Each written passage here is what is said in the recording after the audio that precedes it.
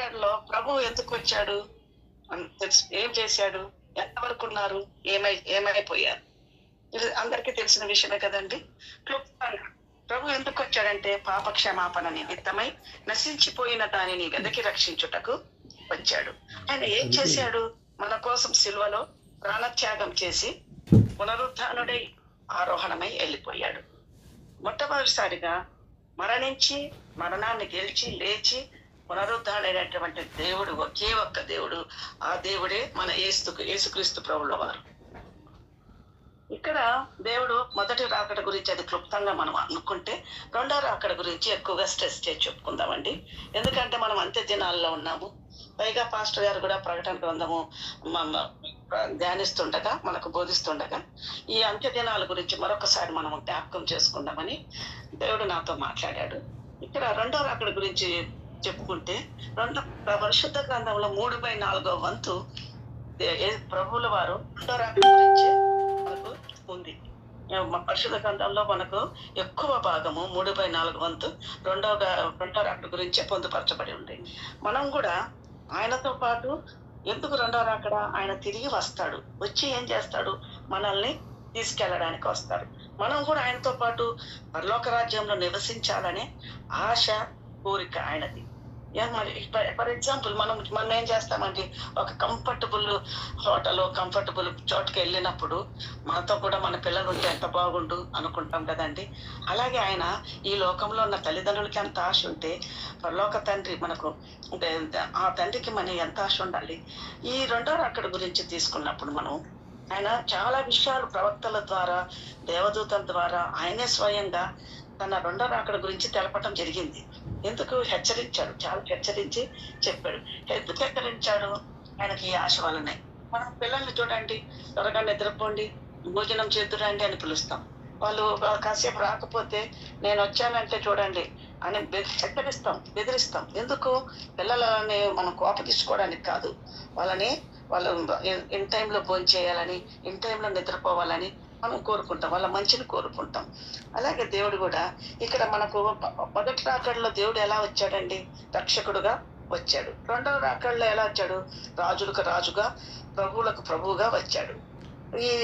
ఆయన రాకడ గురించి తానే చెప్పుకున్నారు. యేసుక్రీస్తు ప్రభు వారే చెప్పుకున్నారు. ఏమని చెప్పుకున్నారు? యోహాను సువార్త 14వ అధ్యాయము 2-3 వచనాలు తీసుకుంటే, నా తండ్రి ఇంట అనేక నివాసములు కలవు, లేని ఎడల మీతో చెప్పుదును. మీకు స్థలం సిద్ధపరచ వెళ్ళచున్నాను. నేను వెళ్ళి మీకు స్థలం సిద్ధపరిచిన ఎడల నేనుండు స్థలంలో మీరును ఉండులాగున మరలా వచ్చి నా యొద్ద నుండుటకు మిమ్మల్ని తీసుకొని పోవుదును. వస్తానన్నాడు. అలా వస్తానంటే ఎప్పుడండి? అదే రెండవ రాకడ. అలాగా ఆయన సూచించాడు, రెండో రాకడ ఉంది సూచించాడు. మనకు ఒక ఎవిడెన్స్ ఉంది. ఇంకొకటి తీసుకుంటే, పాత నిబంధనల ప్రవక్తలు రెండో రాకడ గురించి అద్భుతంగా మనకు చెప్పారు. పాత నిబంధనల ప్రవక్తలు మలాకి గ్రంథంలో చూసుకుంటే, నియమింపబడు దినం ఒకటి వస్తుంది, అది కొలిమికాలు నట్టుగా ఉంటుంది, భక్తిహీనులు కొయ్యకాలు వల్ల అయిపోతారు. అంటే నియమింపబడు దినం ఒకటి అంటే ఏదండి? ఆయన తిరిగి వచ్చే రోజు అన్నమాట. దేవదూతలు కూడా సాక్ష్యం ఇచ్చారు. ఏమని? గలిలయ మనుషులారా, ఎందుకు ఆకాశం వైపు చూస్తున్నారు? ఆయన పునరుద్ధానుడై వెళ్ళిపోయాడు. ఎలా వెళ్ళాడు అలా తిరిగి వస్తాడు అని చెప్పారు. అంటే ఆ దేవుడు మన మధ్య 40 రోజులు ఉన్నప్పుడు, తిరిగి లేచినప్పుడు 40 రోజులు సంచరించి తిరిగి లేచి భూలోకంలోనే శిష్యుల మధ్య తిరిగి వాళ్ళకు సూచనలు ఇస్తున్నారు. సువార్త ప్రకటించమని చెప్తూ 40 days మనతో ఉన్నప్పుడు ఆయన తిరిగి లేచి అందరి ముందు ఆరోహణమే వెళ్ళేటప్పుడు ఏం జరిగిందంటే, ఆ మాట చెప్తున్నారు దేవతలు. ఎందుకు ఆకాశం వైపు చూస్తున్నారు? ఆయన ఎలా వెళ్ళాడో అలా తిరిగి వస్తాడు. అంటే ఇక్కడ దేవదూతలు కూడా రెండో రాకడ గురించి సాక్ష్యం చెప్పారు. పాత నిబంధనలో ప్రవక్తలు చెప్పారు. మామూలుగా యేసుక్రీస్తు ప్రభు వారు కూడా తానే స్వయంగా చెప్పారు. అపోస్తలు తీసుకుంటే వాళ్ళు రెండో రాకడ గురించి చాలా చెప్పారండి. కానీ వాళ్ళు భూత భవిష్యత్తు కాలాలు అన్నిటి గురించి చెప్పారండి. మొదటి రాకడ గురించి చెప్పారు సువార్త, రెండో రాకడ గురించి చెప్పాడు. ఇక్కడ మొదటి తెస్సలోనిక పత్రిక తీసుకుంటే 4వ అధ్యాయం 16వ వచనం కానీ మనం ఒక్కసారి ధ్యానించామంటే, పౌలు గారు ఏమంటారు? సంఘం ఎత్తబడే విధానం గురించి ఆర్భాటముతో ప్రధాన దూతలతో ప్రభు బూర శబ్దంతో పరలోకం నుండి వస్తాడు. మొట్టమొదటిసారిగా మృతులు లేస్తారు. వారితో పాటు ఎదుర్కొన్నట్టుకు వచ్చిన వారు ఆకాశ మధ్యమకు మేఘముల మీద కొనుకోబడతారు. చూసారండి, ఇక్కడ కూడా వాళ్ళు అపోస్తలులు చెప్పారు, అత నిబంధన ప్రవక్తలు చెప్పారు, దేవదూతలు సాక్ష్యం ఇచ్చారు, యేసు ప్రభు కూడా చెప్పారు. ఇంత ఎవిడెన్స్లు ఉన్నాయి మనకు, ఇన్ని ఎవిడెన్స్లు ఉన్నాయి. ఆ ఎవిడెన్స్ల ప్రకారం మనం ఎంత జాగ్రత్తగా ఉండాలా అంటే మనకు చెప్తున్నాడు దేవుడు, ఇలా ఉన్నారు, కొంచెం ఇలా వస్తానని. అలాగే మత్తయి సువార్త 24వ అధ్యాయం అంతా రెండవ రాకడ గురించి సంబంధించే ఉన్నాయండి. అందులో చాలా చాలా సూచనలు ఉన్నాయి రెండవ రాకడలో. మనకు నిర్గమాకాండలో మనకు దేవుడు 10 ఆజ్ఞలు ఇచ్చాడు కదండి. ఆ 10 ఆజ్ఞల్లాగా ఈ సూచనలన్నీ మనకు గుర్తు పెట్టుకోవడానికి ఒక 10 విభాగాలుగా విభజించుకుందాం, మనకు ఈజీగా గుర్తు పెట్టుకోవడానికి. అన్ని మనం చూసినవే మరొకసారి స్మరణం చేసుకుంటాం అన్నమాట. మనం రోజు మన చుట్టూ జరిగిన విషయాలే. చాలా మటుకు మనం అంత్య దినాల్లో ఉన్నాం, ఇలా జరగబోతుందంట అనేది కాదు, మనం జరుగుతూ ఉంది, చూస్తూనే ఉన్నాం. ఈ 10 విభాగాలు, ఈ సూచనలన్నీ మనం 10 విభాగాలు చేసుకుంటే, మొట్టమొదటి భాగం తీసుకుంటే నైతిక విలువలు. మొట్టమొదటి భాగం నైతిక విలువలు. ఏం జరుగుతుందండి రెండవ రాకడ వచ్చే ముందు? ఇవన్నీ జరుగుతాయి, మీరు గుర్తు పెట్టుకోండి అని కొన్ని సిమ్టమ్స్ ఇస్తున్నారు. మనం ఎలాగైతే పిల్లలు ఏ విధంగా నేను వస్తాను, నేను వచ్చానంటే చూడండి అని బెదిరిస్తూ ఉంటాం అంతే. అందుకని అలా హెచ్చరిస్తున్నాడు దేవుడు కూడా మనకు. ఈ సూచనలు చూపించి హెచ్చరిస్తున్నాడు. నైతిక విలువలు ఏమైపోతాయండి? నైతిక విలువలు అంటే ఏంటి? నీతి, న్యాయం, ధర్మం, ఇవి ఉన్నాయండి. మన అమ్మమ్మల కాలంలో ఎలాగుంది నీతి, ఇప్పుడు ఎలా ఉంది ఒక్కసారి పెళ్లి చేసుకోండి.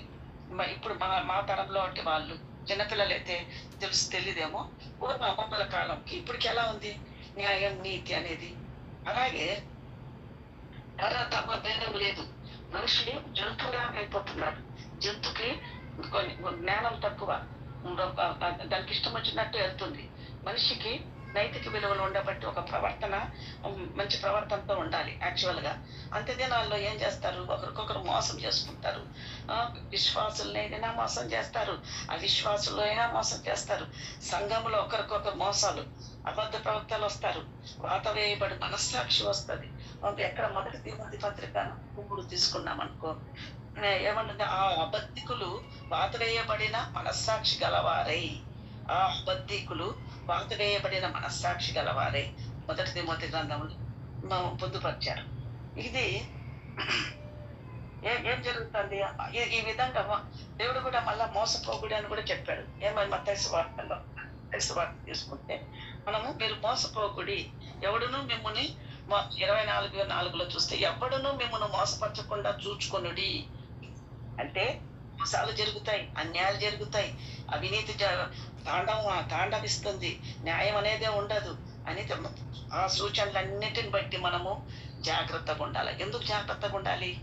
రెండవ రాకడలో దేవుడు వస్తే ఏమవుతుంది? ఎందుకు ఉండాలి? ఎందుకంటే ఆయన రెండవ రాకడలో మనల్ని ఎత్తబడే సంఘాన్ని తన తీసుకెళ్ళిపోతాడు. మనతో పాటు మనము విడవబడిన సంఘంలో ఉంటామా, ఎత్తబడిన సంఘంలో ఉండాలనుకుంటున్నామా?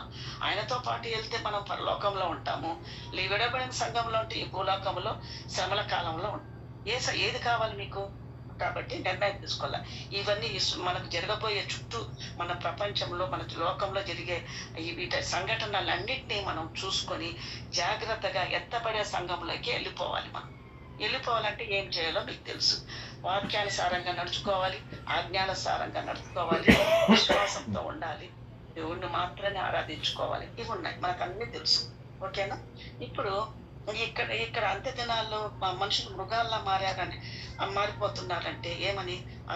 ఫర్ ఎగ్జాంపుల్, రీసెంట్గా ఒక ఇన్సిడెంట్ జరిగిందండి, అందరి హృదయాన్ని కలిచివేసింది. కోల్కత్తా విషయం తీసుకోండి. ఒక స్త్రీని అనుభవించాలనే కోరిక కలిగినప్పుడు ఏం చేస్తాడు? అనుభవించు, అంతటితో వదిలి. అలా కదా? అంటే దేవుడు వ్యభిచరించవద్దు, మోహం చూపు చూడొద్దని మన ఆజ్ఞల్లో చెప్పాడు. కానీ వాళ్ళు అజ్ఞాతిక్రమం చేశారు, పాపం చేశారు. అదే పాపం అనుకుంటే వాళ్ళు ఇంకా ఏం చేశారండి? మనిషిలాగా వాళ్ళ యొక్క సుఖం చూసుకోలేదు. ఆ మనిషిని అనుభవించటమే కాదు, ఏం చేశారు? కర్కశంగా చిత్రహింసలు పెట్టి ఎంతో హింసలు పెట్టారండి. అంత హీనంగా అంత అంత ఘోరంగా చంపేసిన అవసరం ఏముందండి? అంటే వాళ్ళు మనుషులైతే అలా చేయరు కదండి. జంతు స్వభావం వచ్చేసింది. అంటే ఈ సంఘటనలన్నీ అన్ని మనకు ఏం సూచిస్తున్నాయండి? అక్కడ అంత్య దినాల్లో ఉన్నాం, దేవుడు సమీపంలో, దేవుడు వస్తాడు అని ఎదురు చూడాలి. నెక్స్ట్ రెండో భాగం తీసుకుంటే రాజకీయ మార్పులు, రాజకీయ సంబంధమైనటువంటి మార్పులండి. మనకు రాజకీయాల్లో రోజుకు ఒక రకం పార్టీల్లో మనుషులు మారేది చూస్తూనే ఉన్నాం. అంటే రాజ్యం మీదకి రాజ్యం లేస్తుంది, జనం మీదకి జనం లేస్తారని ఉంది. అంటే ఏంటి? లాస్ట్ ఇయర్ రష్యా ఉక్రెయిన్ ఒకరి మీద ఒకరు లేచి భయంకర యుద్ధ పోరాటం చేసుకొని ఎంతో నష్టపోయింది, ప్రపంచానికి నష్టం తెచ్చింది. అవునంటే అలాగే నేటి వరకు ఇజ్రాయేలుల మీద అనేక దేశాలు దాడులు చేస్తూనే ఉన్నాయి. అంటే పెద్ద పెద్ద రాజ్యాలన్నీ విడిపోతాయండి, పార్టీలు విడిపోతాయి, రాష్ట్రాలు విడిపోతాయి, జిల్లాలు విడిపోతాయి, ప్రజాస్వామ్యం అనేదే ఉండదు, కమ్యూనిస్టు రాజ్యాలన్నీ కూలిపోతాయి. కానీ చివరి అక్కడికి ఏం మిగులుతుందండి? ఒకే పరిపాలన, ఒకే రాజు, ఒకే నియంత మిగిలిపోతాడు. ఆ నియంత వాడే యాంటీ క్రైస్ట్. ఫాస్ట్ గా చెప్తుంటారు ఎప్పుడు లూసీ అని. ఆయన యెరూషలేము నుండి పరిపాలన సాగిస్తాడు. ప్రపంచాన్ని మొత్తం వాడి చేతిలో పెట్టుకొని స్వాధీనం చేసుకొని పరిపాలిస్తాడు అన్నమాట. అటువంటి స్టేజ్కి వెళ్ళిపోతుంది. ఆ స్టేజ్ ఇంకా రాలేదు కదా. మనకు సూచనలు ఏమి తెలుస్తున్నాయి? రాజ్యాలన్నీ ఒక రాజ్యం మీద ఒకరు కొట్టుకుంటున్నారు, పార్టీలన్నీ విడిపోతున్నాయి, జిల్లాలుగా చీలికలు అయిపోతున్నాయి. ఇవన్నీ సూచనే కదా. నెక్స్ట్ ఎంత వచ్చే వరకు మనము ఎదురు ఉండక్కర్లేదండి. ఈ లోపల మనం రక్షణ పొందిపోవాలా, దేవుడి వైపు తిరగాల, సంఘంలో ఎత్తపడే సంఘంలో చేరిపోవాలి. నెక్స్ట్ ఇది ఇలా జరిగిపోతుంది మనకు రాజకీయ మార్పులు. సాంఘిక మార్పులు తీసుకుంటే అండి నెక్స్ట్ భాగం ఏంటంటే మూడో భాగం సాంఘిక మార్పులు తీసుకుంది. సాంఘిక ఆచార మార్పులు. ఇక్కడ ఐక్యత ఉండదు, సమాధానం ఉండదు, సంతోషం ఉండదు, ఏమీ ఉండవు. కుటుంబ కలహాలు. ఒకప్పుడు ఉమ్మడి కుటుంబాలు ఉండేటివి, ప్రేమ అనురాగం అందరు కలిసిమెలిసి ఉండే. అది ఎప్పుడూ పోయినాయి, చీలికలు అయిపోయినాయి. ఒకే ఒక కుటుంబం ఏర్పడుతుంది, అదే చిన్న కుటుంబంగా మారిపోతుంది. ఆ చిన్న కుటుంబంలో ఏమైనా కలిసి ఉంటున్నారా? లేదు. భార్యాభర్తకు పడదు, తల్లిదండ్రులకు పిల్లలకు పడదు, పిల్లల్లో సోదర అదేంటి సోదరికి పడదు, అందరికీ పడదు. గొడవలు, వాళ్ళ మధ్య కూడా కలహాలు, విభేదాలు, విడిపోవటాలు. ఎందుకు ఎలా జరుగుతుంది? ఇంకోటి ఇవన్నీ మనం చూస్తూనే ఉన్నాం కదా, జరిగిపోతున్నాయి. నెక్స్ట్ మూఢాచారాలు, మూఢభక్తి ఎక్కువైపోతుంది. నాగరికత ముసుగులో అనాగరిక చర్యలు ఎక్కువైపోతాయి. ఏమంటారండి అవి పూజలు ఎక్కువ, కేటబడులు, నరబలులు, నవరత్నాలు ధరించటము, ఇవన్నీ ఎక్కువైపోతాయి. క్షుద్ర పూజలు ఎక్కువైపోతాయి. అంటే ఫర్ ఎగ్జాంపుల్ 3 ఏళ్ల కిందటండి అందరూ వినింటారు, న్యూస్ బాగా వైరల్ అయింది. మదనపల్లిలో ఒక సంఘటన జరిగిందండి. ఏంటంటే భార్యాభర్త ఇద్దరు, తల్లిదండ్రులు ఇద్దరు ఎస్వి యూనివర్సిటీలో ప్రొఫెసర్స్, అంటే వెల్ ఎడ్యుకేటర్స్. వాళ్ళకి 2 కూతుర్లు. వాళ్ళు పూజలు ఇటువంటి ఏమంటారు మూఢభక్తి ఎక్కువ వాళ్ళకు, ఆ కుటుంబానికి. ఆ తల్లిదండ్రులను చూసే కదా పిల్లలు నేర్చుకుంటారు. ఆ చిన్న కూతురు ఏం చేసింది, ఒకరోజు కుక్కను తీసుకొని వెళ్ళి వాకింగ్కి వెళ్ళి ఏదో తొక్కి వచ్చినట్టు అనుమాన పడిందో తెలియదు. కానీ ఆ అమ్మాయి వచ్చి వాళ్ళ అమ్మకి చెప్తే వాళ్ళమ్మ తాయెత్తులు తంతులు వేసి ఏవో చేసి పెట్టేసిన తర్వాత ఆ అమ్మాయి పెద్ద అమ్మాయి ఏం చేసింది, వాళ్ళ ఇంట్లో ఉండే కుక్కను చంపేసి తిరిగి బతికిచ్చాను, పునర్జన్మ ఇచ్చానమ్మా అని వాళ్ళ తల్లిదండ్రులకు చెప్తే ఆ మాట నమ్మారు. ఎవరు? వాళ్ళ ప్రొఫెసర్స్, అంత చదువుకున్న వారు కూతురు చెప్పినటువంటి అటువంటి అసాంఘికమైన మాటను విన్నారు, నమ్మి. ఎందుకంటే వాళ్ళు కూడా ఆ బడిలోనే ఉన్నారు, వాళ్ళు కూడా ఆ దారిలో ఉన్నారు, అటువంటి అపోహల్లో ఉన్నారు. అందుకని కూతురు మాట నమ్మారు. చిన్న కూతురు తొక్కి చిన్నప్పటి నుండి నాకు అనారోగ్యంగా ఉందని అనారోగ్యంగా ఫీల్ అవుతుంది. ఎందుకంటే సైకలాజికల్ గా నాకు బాగాలేదంటే బాగాలేక వస్తుంది. అలాగా సిక్ అయి ఉన్న అమ్మాయి ఒక రోజు డాబా పైకి వెళ్ళి వాళ్ళ మిద్దె పైకి వెళ్ళి వాళ్ళ అమ్మ నాన్నతో ఏదో చెప్పి ఏడుస్తుంటే వాళ్ళు ఏం చేశారు, సుత్తులతో తల మీద కొట్టి చంపేస్తే పెద్ద కూతురు ఏం చేసింది అంటే, అమ్మాయి తిరిగి బతుకుతుందని నమ్మకంతో తల్లిదండ్రులు అమ్మాయిని చంపేశారు. పెద్ద కూతురు ఏం చేసింది, ఒక సగం గుండు కొరిగించుకొని వాళ్ళ పూజ గదుల్లో కూర్చొని ఇదేంటి రాగి చెంబు నోట్లో పెట్టుకొని పూజలు చేస్తుంది. నన్ను చంపేసేయండి ఇక్కడే, నేను వెళ్ళి చెల్లిని తీసుకొస్తానండి.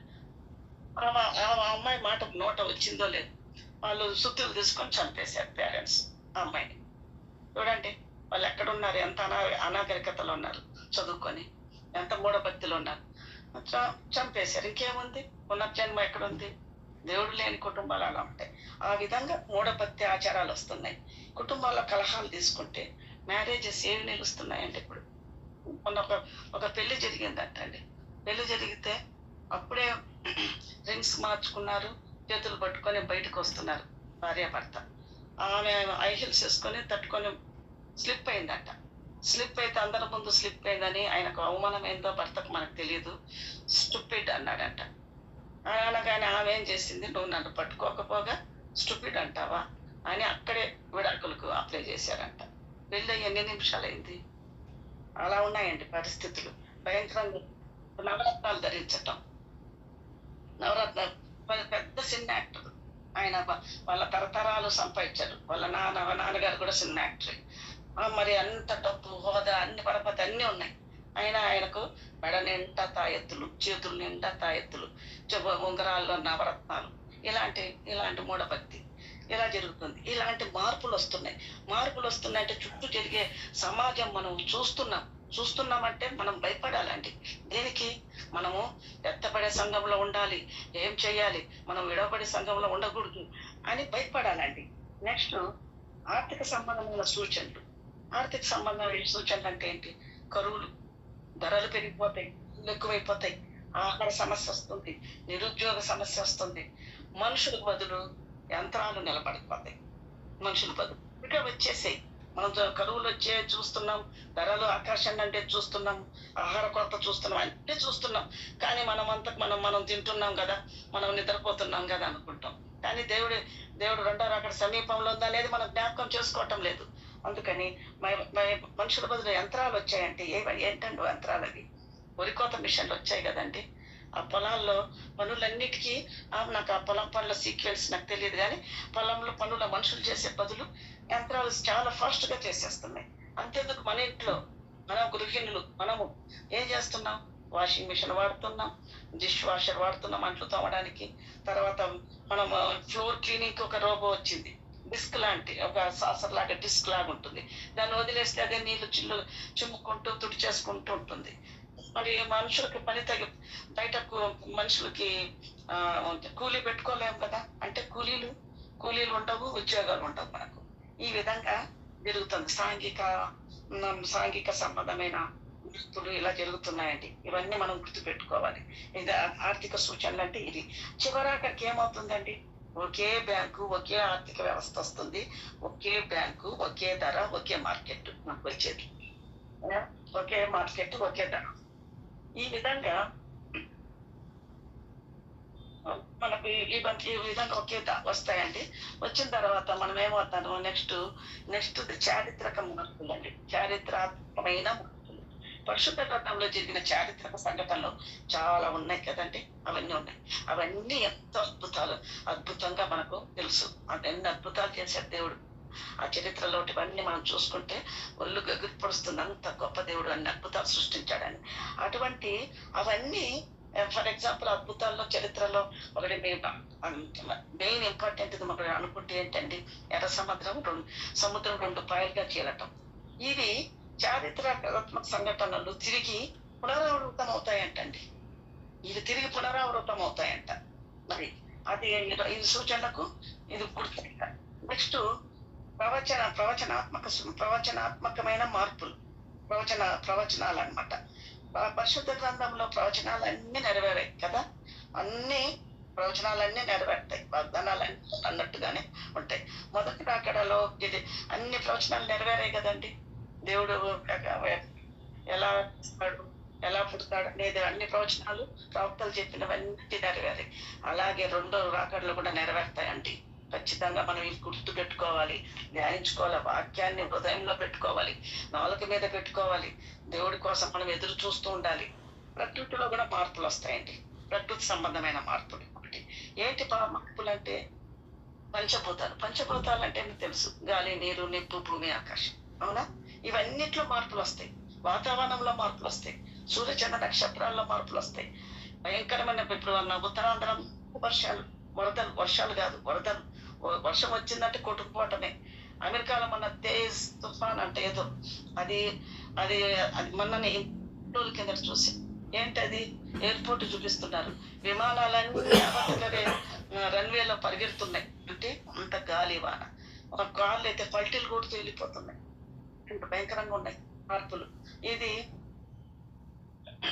మనం చిన్నప్పుడు చూస్తే అండి, మనం నైట్స్ చూస్తే నక్షత్రాలు ఎలా ఉండేటివి, తెల్లగా మెలమెల మెరుస్తూ తేజోమయంగా ఉండేటివి. ఇప్పుడంటే మసక మసక్గా ఏమంటారు మసకగా వెలుగుతున్న దీపంలాగా బుడ్డిలాగా ఉంటుంది ఇప్పుడు. అవన్నీ మార్పులే కదండి. మనం చిన్నప్పటికి ఇప్పటికి వాతావరణంలో మార్పులు గమనిస్తూనే ఉన్నాం కదా. మనలో ఎందుకు మార్పు రావట్లేదు? వీటన్నిటిలో మార్పులు వస్తున్నాయి. ఈ మార్పులు మనం గమనించాలి, గుర్తించాలి. దానికి ఆ మార్పులకు అనుకూలంగా మన హృదయం మారాలండి, మార్పు చెందాలి. నెక్స్ట్ భూగ్రహం కూడా కొంచెం వంగిపోయిందంట. ఒక కక్షలో భూమి భూభ్రమణం చెందుతుంటుంది కదండి, ఆ తిరిగే చోట కొంచెం వంగిపోయి ఉందంట. మార్పు వచ్చేసింది ఆల్రెడీ. నెక్స్ట్ ఆత్మీయ సంబంధమైన మార్పులు అంట. ఆత్మీయ సంబంధమైన మార్పులు ఏంటండి? ఆత్మీయ శక్తి సన్నగిల్లిపోతుంది, విశ్వాసం తగ్గిపోతుంది, ప్రేమ చల్లారిపోతుంది, ఆత్మీయ జీవితం ఉండదు, ఐక్యత ఉండదు, క్రమశిక్షణ ఉండదు, అక్రమ ప్రేమ విస్తరింపబడుతుంది. అక్రమ ప్రేమ ఇప్పుడు న్యూస్ పేపర్లలో అక్కడ హత్య జరిగింది, అక్కడ చంపబడ్డారు, వాళ్ళని చంపారంట. వీటన్నిటికీ మూల కారణం ఏదో ఒక 2 రోజులకి చెప్తాడు. పోలీసులు ఎంక్వైరీ చేసుకొని వాళ్ళు ఏమిస్తారు నివేదిక, ఇది ఈ హత్య కారణము అక్రమ వివాహేతర సంబంధము అంటారు. అంటే అక్రమ సంబంధం.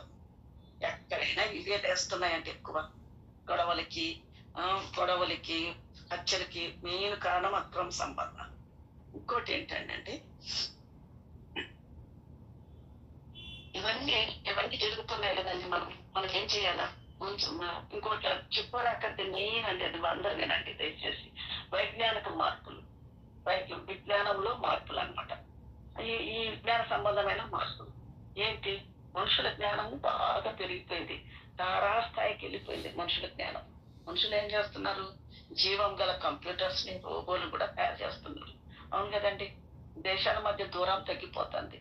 ఎలా తగ్గిపోతుంది? డిస్టెన్స్ తగ్గలేదు, ప్రయాణం ట్రాన్స్పోర్ట్ ఎక్కువ పెరిగిపోయింది. ట్రాన్స్పోర్ట్ అంటే స్పీడ్ పెరిగింది, వేగవంతం చేశారు ట్రాన్స్పోర్ట్ ని. మనం ఈజీగా విదేశాలకు వెళ్ళి వస్తున్నారు. ఒకప్పుడు వెళ్ళాలంటే చాలా కష్టం. అలాగే రాష్ట్రాల మధ్య దూరం తగ్గిపోయింది, ట్రాన్స్పోర్ట్ పెరిగిపోయింది, ఛార్జెస్ కూడా తగ్గిపోతున్నాయి. ఎప్పుడైనా ఆఫర్ ఉంటుంది, బస్ టికెట్ కంటే ఫ్లైట్ టికెట్ తక్కువగా ఉంటుంది. అలాంటివి తగ్గిపోతున్నాయి అన్నమాట. అంటే దేవుడి జ్ఞానం కంటే లోక జ్ఞానం మించిపోతుంది. మన పుట్టిన పిల్లలు చూడండి, ఎంత జ్ఞానంగా, ఎంత తెలివిగా వాళ్ళ యాక్టివిటీ చూస్తుంటే చాలా తెలివిగా ఉంటాయి, మురిసిపోతుంటాం. అలా జ్ఞానం, అన్నిత జ్ఞానం ఎక్కువైపోతుందండి. ఈ జ్ఞానము దేనికి దారి తీస్తుందంటే తెలుసా అండి? ఈ భయంకరమైన ఈ విజ్ఞానం అంతా దేనికి దారి తీస్తుందో తెలుసా? మొన్న ఒక న్యూస్ వైరల్ అయింది, చూశారో లేదో. 15 ఏళ్ల తర్వాత ఆఫ్టర్ 15 years దేవుడు ఉండడంట. ఎవరు ఉండడండి? దేవుడు ఉండడంట. అంటే స్థాయికి వెళ్ళిపోయింది విజ్ఞానం. ఒక ఇంటర్వ్యూ అమెరికన్ సైంటిస్ట్ తో మన తెలుగు యాంకరే ఇంటర్వ్యూ చేసింది. చూసారంటే చేసింది ఏమని? అమెరికన్ సైంటిస్ట్ చెప్తున్నారు ఇవన్నీ. ఫేమస్ తెలుగు యాంకరే చేస్తుంది. ఏంటంటే దేవుడు ఉండడు, ఇంకా ఒక అతీత శక్తి వస్తుంది, అదే ఏఐ. అతీత శక్తి పేరేంటండి? AI, artificial intelligence. దాని పేరు ఆర్టిఫిషియల్ ఇంటెలిజెన్స్. ఇప్పుడు బీటెక్ డిగ్రీలలో ఇది ఇంట్రడ్యూస్ చేశారు. ఏఐ చేస్తే ఉద్యోగాలు వస్తాయని చేశారండి. దేవుడి కంటే పవర్ఫుల్ అయిన శక్తి అంటే ఇది ఏఐ, ఆర్టిఫిషియల్ ఇంటెలిజెన్స్. 800 ప్రపంచంలో ఉన్న జనాభా 840 కోట్ల జనాభాని ఈ ఏఐ శాసిస్తుందంట, తన కంట్రోల్లో పెట్టుకుంటుందంట. సర్వ ప్రపంచాన్ని కంట్రోల్లో పెట్టుకొని వెళ్తుందంట. ఎవరు? ఏఐ. ప్రతి మనిషి స్వేచ్ఛని గుప్పెట్లో పెట్టుకుంటున్నారు. ఎలాగా? ఏఐ టెక్నాలజీని మన బ్రెయిన్ లోకి ఎక్కిస్తారంట.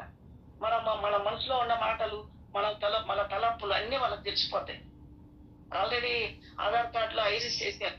మన ఐరిస్ ఎవరికి ఉండదు. అలా మన మన యొక్క ఆర్థికమైన సంబంధమైన విషయాలన్నీ వాళ్ళ గుప్పెట్లో ఉండిపోయినాయి కదా. ఇప్పుడు ఇది ఏఐ వస్తుందంట. ఏఐని ఆ సైంటిస్టే చెప్తున్నాడండి, ఈవిల్ స్పిరిట్ అంటారు. అతనే చెప్తున్నాడు ఈవిల్ స్పిరిట్ అని, సైంటిస్ట్. అదంటే శాటిన్. మన మన మన మాస్టర్ గారు చెప్తారు లూసిఫర్. అది ఏలుతుందంట. అది వాళ్ళు ఎలా చేస్తున్నట్టు ఏఐని, ఆ టెక్నాలజీని ఎలా చేస్తారంటే మైండ్ కంట్రోల్డ్ నానో పార్ట్ ని ఇంజెక్ట్ చేస్తారంట. బ్రెయిన్ లోకి, బ్లడ్ లోకి, నరాల్లోకి న్యూరో ట్రాన్స్మిటర్స్ ని పంపుతారంట. పంపిస్తే మన బాడీలో న్యూరాన్స్ ఉంటాయి కదండి. 10 బిలియన్స్ న్యూరాన్స్ ఉంటాయి మన బాడీలో. ఒకదానికొకటి జాయింట్ అయ్యి దారాలు ముక్కలు దొరికితే మనం ఏం చేస్తామండి, ముళ్ళు వేసుకొని పెద్ద దారంగా చేస్తాం కదా. అలాగే ఈ న్యూరాన్స్ లేదా నర్వ్ సెల్స్ అన్ని ఒకదానికోటి జాయింట్ అవుతూ బాడీ అంతా ఉంటాయి. 10 మిలియన్స్. మామూలుగా దేవుడు సృష్టించిన సృష్టిలో అలా 10 బిలియన్స్ న్యూరాన్స్ ఉంటాయి. అవి సెన్స్ ఆర్గన్స్ తో అటాచ్ అయి ఉంటాయి. బ్రెయిన్ కి, సెన్స్ ఆర్గన్స్ కి మెసేజెస్ పంపుతుంది. అలాగే మన దైనందిన జీవితంలో క్రియలన్నీ జరుగుతున్నాయి. దీని అంతటిని ఏఏ కంట్రోల్లో పెట్టుకుంటుంది. అంటే ఆ న్యూరాన్స్ ని తన అధీనంలోకి ఉంచుకుంటుంది. యాక్సాన్స్ ని, సినాప్స్ అంటే ఒక దారం ముడేస్తాం కదంటే, ఆ ముడే సినాప్స్. అలాగా న్యూరాన్ అతుక్కున్న చోటుని సినాప్స్ అంటారు. అది అలాగా వాటిల్లో ఇంజెక్ట్ చేసే న్యూరాన్స్ లో చేయటం వల్ల ఏమవుతుంది, మన బాడీ వైర్లెస్ గా పనిచేస్తారు. వైర్లెస్ గా పనిచేసి ఏమవుతుంది, సమస్తము వాళ్ళ కంట్రోల్లో ఉంటాం. మనం ఏం మాట్లాడినా, ఏం చూసినా, ఏం ఆలోచించినా ఆ ఏఐ కంట్రోల్ ఉంటుంది. AI nothing but evil spirit. దాని కంట్రోల్కి వెళ్ళిపోతాం. ఇప్పుడు ఆల్రెడీ అమెరికాలో చాలా మందికి ఇంజెక్ట్ చేశారంటండి. చేస్తే ఏఐ ఏం చేస్తుంది, విడివడం అది అందరినీ యెరూషలేము నుండి ప్రపంచ పరిపాలన సాగిస్తుంది. అది ఇజ్రాయేలీలు కూడా నమ్ముతారంట దీన్ని. విడవబడిన వాడికి ఈ శ్రమలు ఎక్కువగా ఉంటాయి. ఎవరండి? విడవబడిన వారికి. రెండో రాకడలో ఎత్తబడిన వారికి ఉండవు. అది ఏం చేస్తుంది, 666 ముద్దులు వేస్తుంది. రెండో రాకడని రహస్య రాకడ అంటారు. రెండో రాకడని ఏమంటారంటే, రాకడలో 2 ఉన్నాయి, రహస్య రాకడ, బహిరంగ రాకడ. రహస్య రాకడ అంటే ఏంటండి, దేవుడు ఎప్పుడు వస్తాడో మనకు తెలియదు, నాకు చెప్పలేదు, అలానే డేట్ వస్తాను ఏం చెప్పలేదు. మత్తయి సువార్త 24:44 తీసుకుంటే, మీరు అనుకోనని గడియలో మనుష్య కుమారుడు వచ్చును కనుకనే మీరు సిద్ధంగా ఉండుడి. ఎప్పుడు ఉండాలా? మీరు అనుకున్న గడియలో వస్తాడు దేవుడు, అనుకోని గడియలో వస్తాడు, మీరు సిద్ధంగా ఉండండి అన్నాడు. అంటే దాన్ని రహస్య రాకడ అంటారు.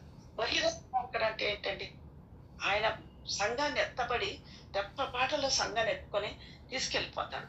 తీసుకెళ్లి మళ్ళా ఆ సంఘాన్ని ఎంట పెట్టుకొని, ఎత్తబడిన సంఘాన్ని, దూతల్ని తీసుకొని ఆర్పాటంతో మళ్ళీ 7 సంవత్సరాల తర్వాత వస్తాడు.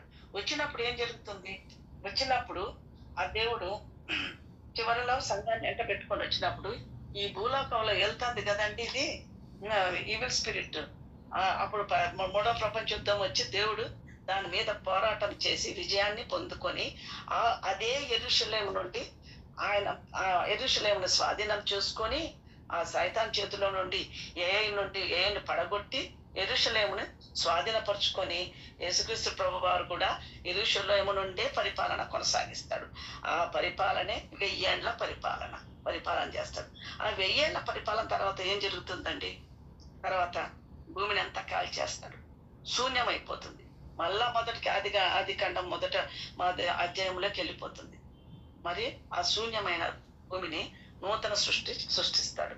ఎత్తబడిన సంఘములో మట్టి శరీరంతో ఉన్నటువంటి వాళ్ళందరూ మహిమ శరీరంలో అయిపోతారు. మన శరీరంలో మహిమ శరీరులు అంటే ఏంటండి, మామూలుగా దేవుడు ఏం చేశాడు, మనల్ని మట్టి తీసుకొని మట్టితో ఆయన పోలికగా మనల్ని తయారు చేశాడు. మనలో జీవవాయును పొందాడు. ఊదిన ద్వారా మనము శరీరంలోకి వచ్చాం. అది మనది. అంటే మట్టిలో ఏముంటాయి, ఖనిజాలు ఉంటాయి కదా, ఆ ఖనిజాలన్నీ మన శరీరంలో ఉంటాయి. అవి ఉండబట్టే మనం భూమి ఆకర్షణలో ఉంటాం. మన ఆల్రెడీ హవ్వమ్మ చేసిన పాపం వల్ల మనము పాప స్వభావంతో ఉన్నాం. తర్వాత రక్త మాంసములతో ఉన్నాం. పాపం చేయటం వేరు, పాప స్వభావం వేరండి. ఆ స్వభావం ఎప్పటికీ పోదు, రక్త మాంసాలు ఉంటాయి.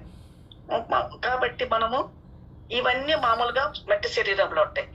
కానీ దేవుడు ఎత్తపడేటప్పుడు మహిమ శరీరంగా మారుతాం చూడండి, అప్పుడు ఇవన్నీ ఉండవు. భూమ్యాకర్షణ ఉండదు, ఖనిజాలు ఉండవు, రక్త మాంసాలు ఉండవు, పాప స్వభావం ఉండదు, మహిమైశ్వర్యము ఉంటాం మనం. అంటే ఫర్ ఎగ్జాంపుల్ దేవదూతలు, పాత నిబంధనలైనా కొత్త నిబంధనలైనా దేవదూతలు ఎలా వచ్చారు? పైనుండి వస్తున్నారు, పోతున్నారు, మాట్లాడి వెళ్తున్నారు. మరి మొత్తం మాట్లాడారు కదా. పాత నిబంధనలో దానియాలతో మాట్లాడారు. ఇలా ఎంతో మందితో మాట్లాడడానికి దిగి వస్తున్నారు, మరి ఆరోహణమే వెళ్ళిపోతున్నారు పైకి. అది ఎలా సాధ్యం? మనం మహిమ శరీరంలోకి వచ్చినప్పుడు అలా దేవదూతల్లాగా తేలిపోతామంట. తేలిపోతూ అలాగా పైకి ఎగరగలిగిపోతామంట. ఇది మీరు నమ్మరు కదా. మన సృష్టిలోనే రోజు చూస్తున్న విషయమే చూడండి. గొంగళిపురు సామెత చూసుకోండి. గొంగళి సీతాకోకచిలుక చరిత్ర చూస్తే ఏమింది? గుడ్డు, ప్యూప, గొంగళిపురుగు, సీతాకోకచిలుక కదండి దాని జీవిత చరిత్ర. గుడ్డు, ప్యూపాకు బాగానే ఉంటాయి. గొంగళిపురు దశ చూస్తే మనకి ఏమనిపిస్తుంది? ఒళ్ళుగా గురిపడుస్తుంది, అసహించుకుంటాం దాన్ని, మనం చూడలేం, దాన్ని పట్టించుకోం. అటువంటి అసహ్యకరమైనటువంటి శరీరం నుండి ఏమవుతుంది? రంగురంగులుగా, ఎంతో అందంగా, చూడడానికి ముచ్చటగా, ఆకర్షణీయమైన రంగులతో సీతాకోక చిలుక అవుతుంది. అలాగే కదండి గొంగళిపురుగు లాంటి మట్టి శరీరము సీతాకోక చిలుక లాంటి మహిమ శరీరంలోకి దేవుడు మనల్ని తీసుకుపోతాడు. అప్పుడు ఎత్తబడతాం. అది అన్నమాట. చూడండి, మనము దేవుడు ఫర్ ఎగ్జాంపుల్ ఇంకోటి చూడండి, దేవుడు ఏం చేశాడు? 40 మరణించి తిరిగి లేచాడు కదండి, పునరుద్ధరణుడైనాడు. అయిన తర్వాత 40 రోజులు మన మధ్య సంచరించాడు, శిష్యుల మధ్య సంచరించాడు, అందరిని ఓదార్స్తూ ఉన్నాడు. తర్వాత వారు చూస్తుండగానే మహిమ శరీరంతో ఆరోహణ, ఆయనలో కూడా మహిమ శరీరం వచ్చింది. మన శరీరం పోయింది, మహిమ శరీరం వచ్చి పైకి ఆరోహణమైనాడు. అలాగా మనము ఎత్తబడే సంఘంలో ఉన్నామంటే అలా మహిమ శరీరంతో ఆయనతో పాటు వెళ్ళిపోతాం. మరొక రాజ్యంలో నిత్యము నివాసం ఎన్నతో చేస్తామన్నమాట. మామూలు రోమపత్రిక 8:9 చూస్తే క్రీస్తు ఆత్మ లేని వాడు ఆయన వాడు కాడు. రోమపత్రిక 8:14 చూస్తే ఎందరూ దేవుని ఆత్మ చేత నడిపింపబడుదురో వారు దేవుని కుమారులై ఉందురు కదండి. ఇక్కడ ఒకటి మరి మనం ఏం చేయాలి? మనం ఒక్కరం ప్రార్థన చేసుకుంటూ మనం ఇంట్లో ఉండి దేవుడా మమ్మల్ని ఎత్తపడే సంఘంలో ఉంచండి ప్రభు అనుకుంటా సరిపోద్దా? కాదు. మనము ప్రార్థన, విశ్వాసము ఇవన్నీ చాలా ముఖ్యం. వాక్య ధ్యానం అన్ని ముఖ్యమండి. సువార్త కూడా చాలా ఇంపార్టెంట్. సువార్తలో ఆత్మీయ సువార్త ఉంది, రాజ్య సువార్త ఉంది. ఆత్మీయ సువార్త అంటే ఏంటండి? మొదటి రాకడ గురించి చెప్పేది ఆత్మీయ సువార్త. రాజ్య సువార్త అంటే రెండో రాకడ గురించి చెప్పేది. అంటే పరలోక రాజ్యం ఉంది, అక్కడ మనం వెళ్ళాలి, ఎత్తబడే సంఘంలో ఉండాలి అని మనం తెలుసుకోవాలి. ఇంత భయంకరమైన పరిస్థితులు వస్తాయని తెలుసుకున్నప్పుడు మనం ఒక్కరిమే రక్షణ పొందితే సరిపోతుందా? మన కుటుంబాన్ని రక్షించుకోవాలి, పక్క కుటుంబాన్ని రక్షించుకోవాలి, సంఘస్థుల్ని రక్షించుకోవాలి, చుట్టుపక్కల వారిని, ఇలా ఆత్మల భారం కలిగి ఉండాలి. ఎందుకంటే న్యాయపీఠం వద్ద దేవుడు లెక్క అడుగుతాడు మనల్ని. ఏమని? నువ్వు ఎంతమంది తీసుకొచ్చావు ఆత్మలు, నువ్వేం చేసావు అని అడుగుతాడు. అప్పుడు మనం లెక్క చెప్పాలి కదా. తర్వాత సువార్త ఇవన్నీ అందరికీ పంచాలి. మనం పంచి మనం అనేకులు రక్షించాలి. విడవబడిన సంఘంలో 7 ఏళ్ల శ్రమల కాలంలో 1000 ఏళ్ల పరిపాలన తర్వాత దేవుడు భూమి అంతా అగ్ని చేత కాల్చినప్పుడు మనము ఏమైపోతాము? కొయ్య కాలువలో అయిపోతాం. అలా వాటిలో ఉంటామా? చెప్పండి. విలువగల రాళ్ళ ఆలోచించుకోండి. మనం బుద్ధిగల కన్యకల వల్లే సిద్ధిలో నూనె పెట్టుకొని సిద్ధం చేసుకొని మనం పెళ్లి కుమారుని కోసం ఎదురు చూస్తూ ఉండాలి. అలాంటి సిద్ధపాటు కావాలి. మనం ఈరోజు తిన్నామా, పడుకున్నామా, సుఖించామా, మనకు డైలీ మనకు ఎఫర్ట్స్ అందుతున్నాయా లేదా, మనకు ఇవన్నీ కంఫర్ట్స్ అందుతున్నాయా లేదా, ఇవి కాదు మనకు ముఖ్యము. మన పిల్లలు పెద్ద పెద్ద ఇంజనీర్, ఇది ఐఏఎస్ ఆఫీసర్ల వల్ల, ఇవి ఎక్కువ ముఖ్యమైన కోరికల్లో పెట్టుకున్నాం. ఇది లోకంలో దేవుడు చేస్తాడు. కానీ మన పిల్లలందరూ ఏమనుకోవాలి? రెండో రాకడ సిద్ధపడి ఉండాలి. సిద్ధపడి ఉండడానికి ఏవేవి శ్రమలు వస్తాయో ప్రస్ఫుటంగా మనం చూస్తున్నాం. కాబట్టి అందరం భయపడతాం. అందరూ రెండో రాకడ కోసము ఎదురు చూసేవారుగా, సిద్ధపడి ఉండేవారుగా, ఎత్తబడే సంఘంలో ఉండేవారుగా ఉంటామని ఆశిస్తూ దేవుడు ఇచ్చిన వాక్యాన్ని బట్టి దేవుడికే మహిమ ఘనత చెల్లును గాక. ఆమేన్.